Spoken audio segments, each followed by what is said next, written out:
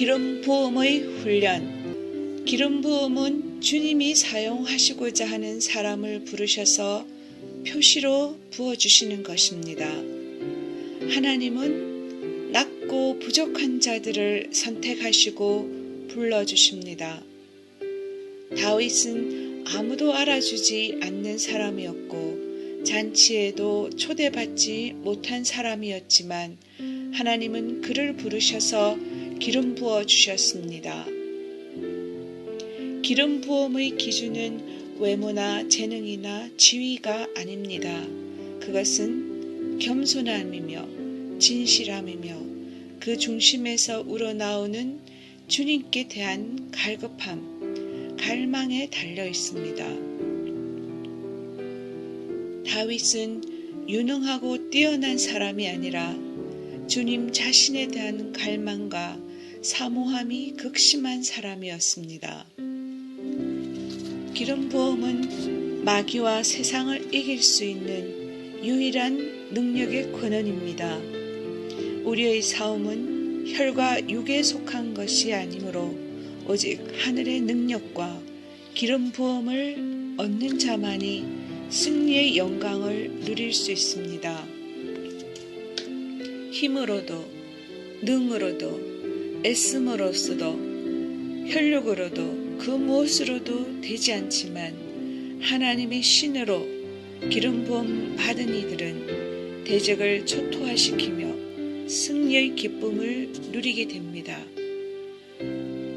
기름 부음이 왔을 때 그것은 아름다움과 권능과 승리를 주지만 그것은 끝이 아닙니다. 그것은 오히려 시작입니다. 그는 기름 부음을 받는 순간부터 그 기름 부음을 사용할 수 있도록 기름 부음에 합당한 사람이 될 때까지 훈련을 받게 될 것입니다. 그 훈련을 통과해야 합니다. 훈련의 대상을 미워해서는 안 되며 사람을 미워해서는 안 됩니다. 억울함의 훈련, 오해의 훈련, 순종의 훈련을 통과해야 합니다. 우리는 사람의 손에 있지 않고 하나님의 손 안에서 다루어지는 것을 기억해야 합니다. 매 순간에 하나님은 우리의 모습을 보시고 점수를 매기십니다. 한 가지의 훈련에 합격할 때 우리의 졸업은 가까워지게 됩니다. 타협하는 것이 더 쉽게 보일 때도 있습니다. 고통의 근원을 제거하고 싶은 욕구가 일어날 수 있습니다. 그러나 타협은 결과적으로 상황을 더 복잡해지게 합니다. 그것은 훈련과 시험의 기간을 길어지게 합니다. 오직 하나님의 손에 구원이 있으므로 그의 손에 자신을 의탁해야 합니다. 기름 부음으로 인하여 많은 환난이 일어날 수 있습니다. 핍박이 오고 환경에 어려움이 있을 수 있습니다. 그러나 비록 일시적으로 바깥에 어려움이 있을 수 있지만 기름 부음은 주님의 임재와 따뜻함을 가까이 느끼고 경험하게 합니다. 그것은 세상이 줄 수 없는 아름다움과 행복감, 주님과의 친밀감을 가져다 줍니다. 그것은 기름 부음이 가지고 있는 아름다운 요소입니다. 기름 부음은 같은 기름 부음을 받은 자와 싸울 수 없습니다. 그것은 기름 부음을 소멸시킵니다. 우리는 우리의 사소한 말과 행동이 기름 부음을 소멸시킬 수 있다는 사실을 알아야 합니다.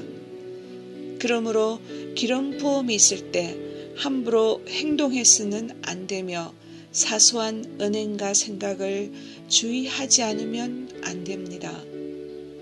기름 부음을 약하게 하고 소멸시키는 그 어떤 행동도 해서는 안 됩니다.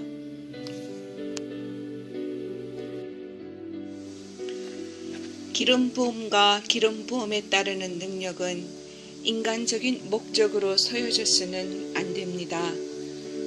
자신의 유익과 명예와 즐거움을 위해서 사용해서는 안 됩니다. 자신을 버리고 오직 주님을 드러내야 하며 주님의 뜻을 이루어야 합니다. 자신이 쓰임받는 것을 구하기보다 누가 쓰여지든 오직 하나님의 영광을 나타내고 하나님의 뜻이 이루어지기를 구해야 합니다. 기름 부음을 육신적인 용도로 사용했을 때 사울은 버림을 받고 비참한 최후를 겪었습니다.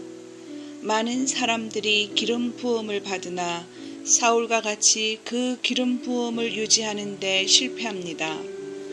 기름 부음을 받지만 그 기름 부음을 사용하기 위한 훈련과 시험에서 넘어집니다. 그리하여 기름 부음을 완성하지 못합니다. 그러므로 우리는 갈급하고 사모하는 마음으로 기름 부음을 구하고 받은 후에는 또한 순종하고 겸손한 자세로 그 모든 훈련을 통과하여 주님의 아름다운 도구, 통로가 되어야 합니다.